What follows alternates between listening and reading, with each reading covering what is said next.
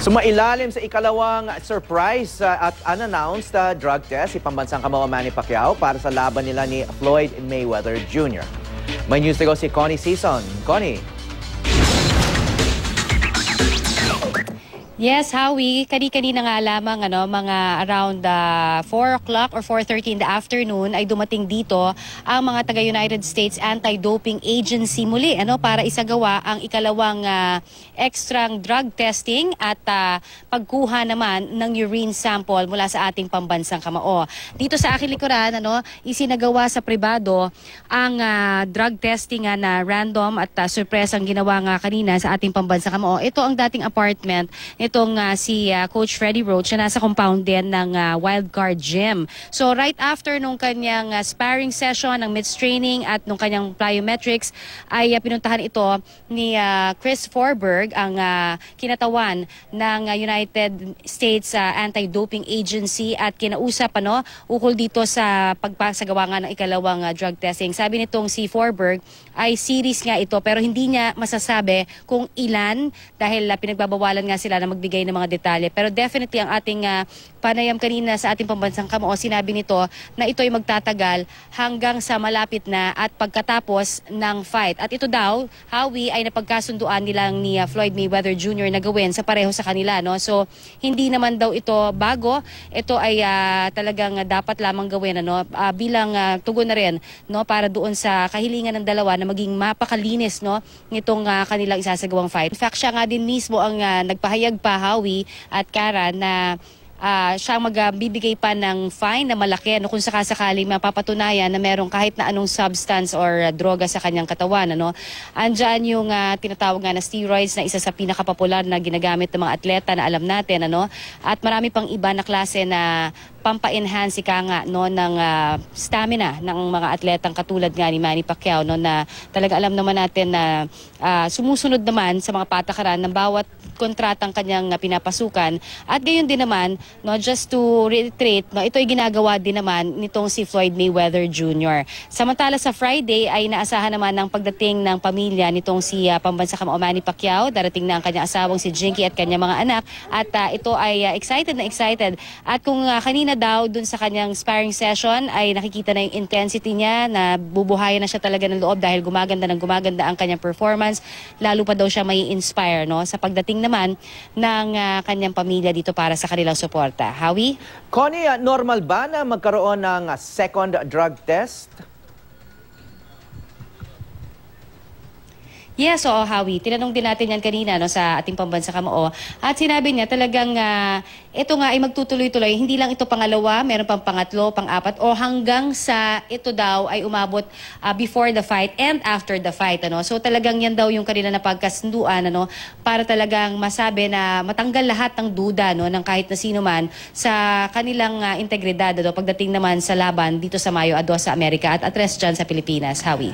At si Floyd Mayweather Jr. ba ay nagkaroon na rin ng drug tests? Definitely, yan din naman ang pagtitiyak sa atin ng taga-United States Anti-Doping Agency na kung ano ang ginagawa nila na random drug testing kay Manny Pacquiao ay siya rin pinagdaanan na rin nitong si Floyd Mayweather Jr. dahil napagkasunduan yan sa kontrata at siyang susundin ng dalawang boksingero.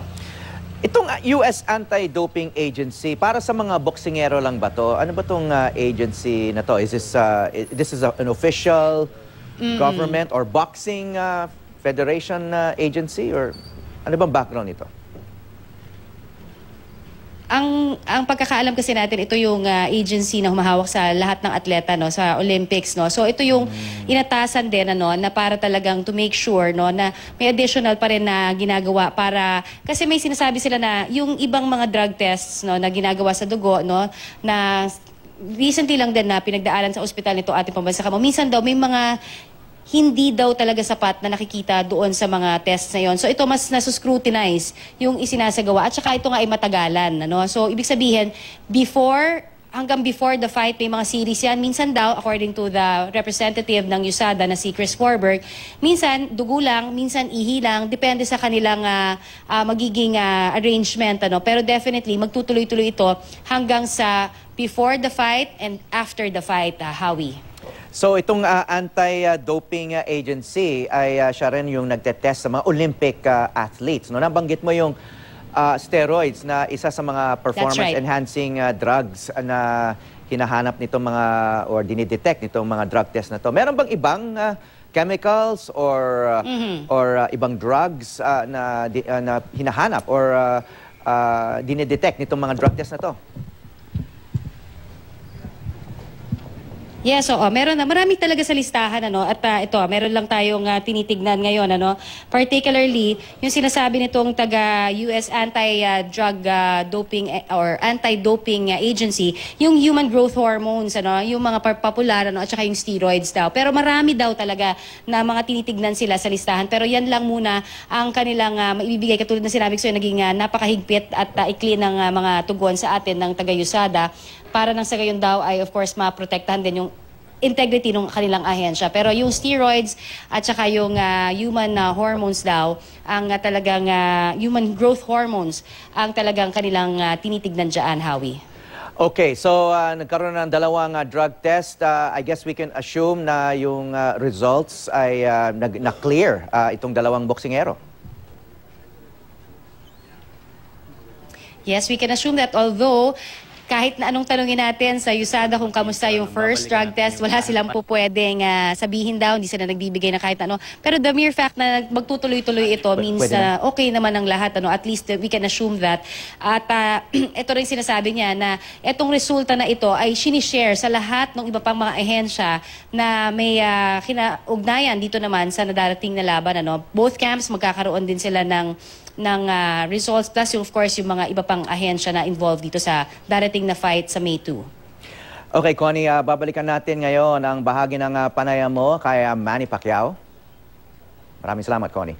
So, anong difference yung ginawa mo doon sa ospital dito sa drug testing dito? Sa license yun, sa license. Sa Nevada naman yun, at ito iba naman yung sa drug testing ito. Pero ito, extra ito kumbaga, na hindi na to supposedly dapat, diba, kung tutuusin, or talaga bang dapat pagka sa usual fight? Gusto ko ito, mas gusto ko ito para hindi, baka may gumamit sa training, ganon. So at saka para mawala yung mga duda, di ba? Mawala yung duda sigurado.